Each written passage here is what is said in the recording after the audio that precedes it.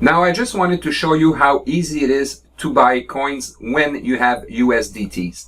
So all you need to do is go in Markets, then click Fiat Markets, select USDT, and from there you have your coins that you could buy. There's a ton of them. I think there's more than 400 of them that you could buy. Okay, so later during this training, I'm going to show you how to spot good opportunities. But for now, I just want to show you how easy it is to purchase some coins. So let's say, for example, I want to buy Bitcoin. I just need to click on this. It's going to open the price chart. And here, I can buy.